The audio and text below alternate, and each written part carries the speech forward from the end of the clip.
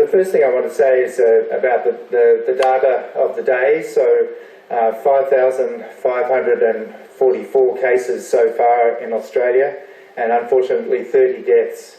So we've had an increase again over the last 24 hours. The good news about that is that the daily increases are definitely less than they were a week or so ago, and that really talks to the effectiveness of some of the some of the ways we have tried to deal with the virus over the last few weeks.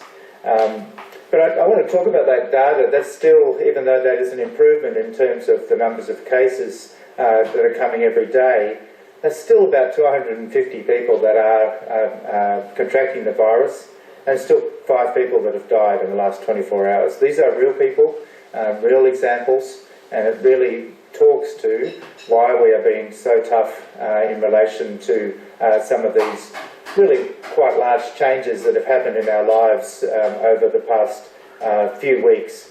It also, the other issue I'd like to mention there is that anything we try to do to slow the spread of the virus does take some time before we can be sure that that's making an effect.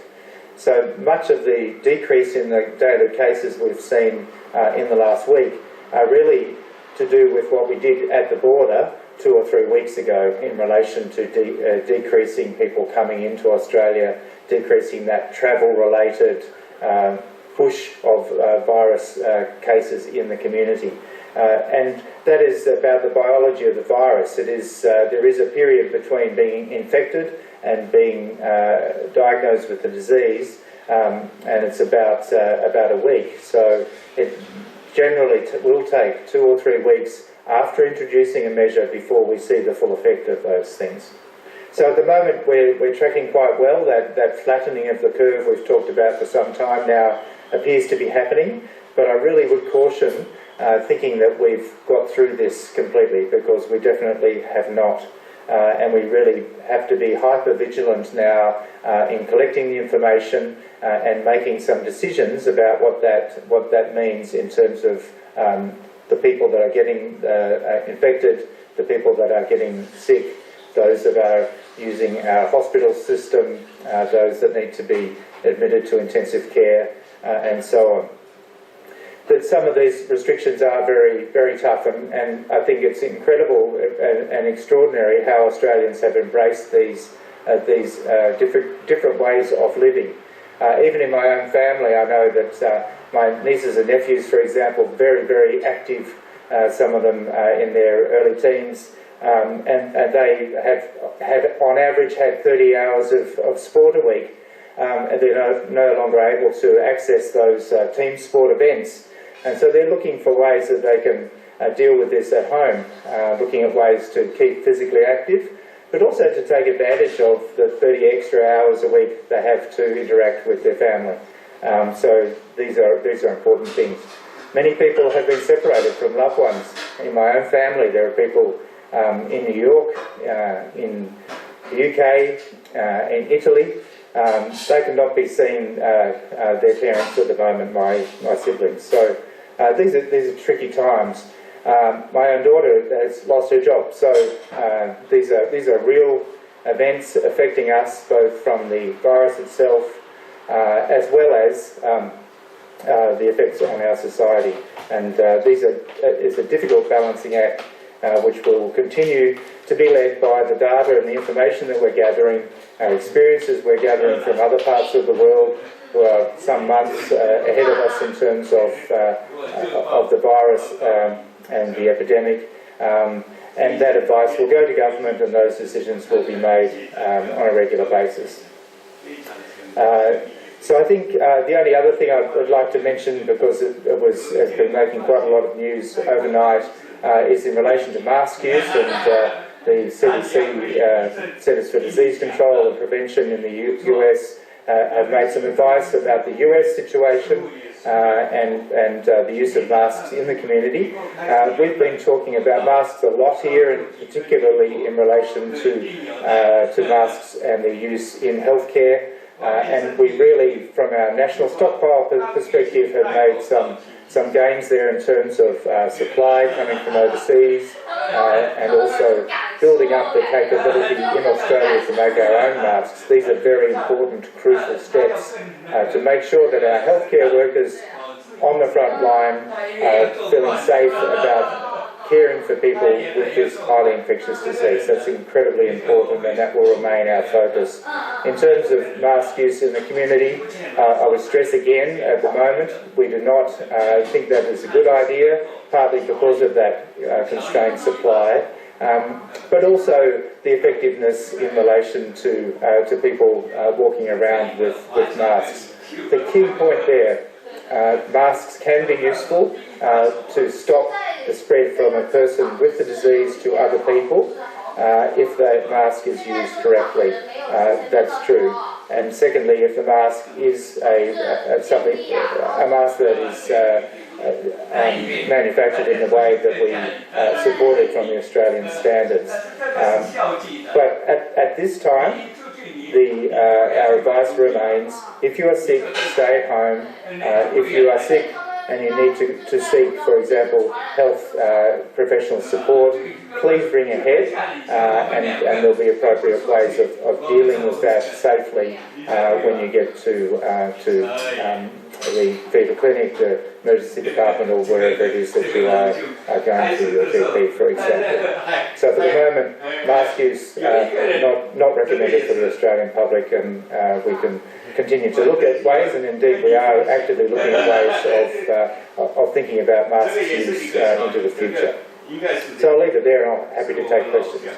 Just to explore that mask question, Dr. Kelly, are you saying that even when supply reaches an adequate level that it could be readily available for community use, there's almost a psychological or behavioural reason why you don't see Australia going down the US path?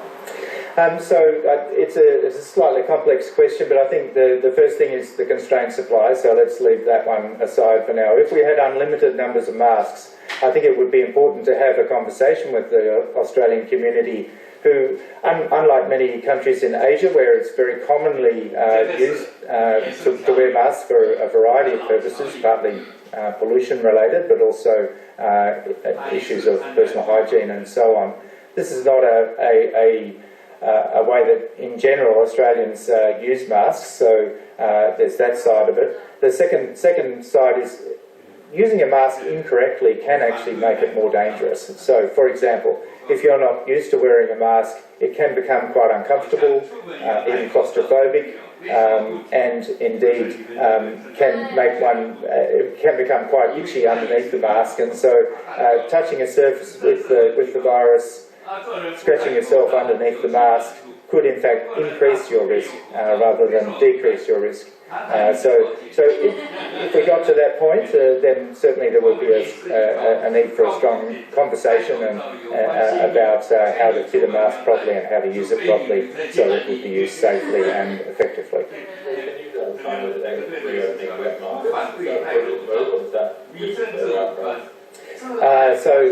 Wet markets are common in China and many other parts of Asia, including Southeast Asia.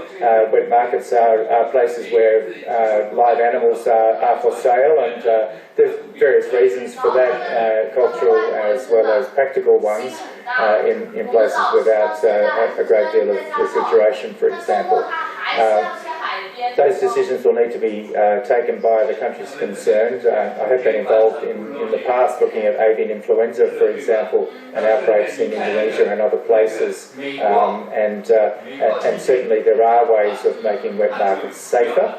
But in general, as we've found with this particular outbreak, a so-called zoonotic outbreak, a virus that is spread from one type of animal, other types of animals into humans, with markets where there are a lot of live animals in close proximity to a lot of humans, increases that risk.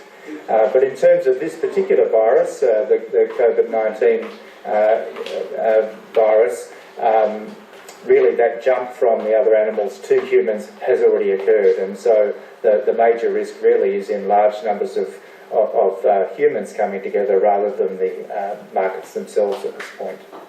There is noticeably cooler weather sweeping through the southeast of Australia, even talks of snow on the Alps. As far as survivability, either airborne or on surface, is there anything you can tell us about temperature ranges that may or may not affect the virulence of this disease?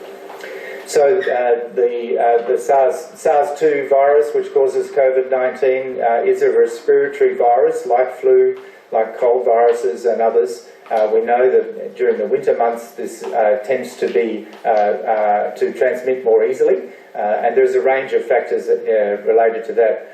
One of the factors we have dealt with in terms of the social distancing measures, that's indeed us tending to congregate together inside in larger numbers during winter than we do during summer.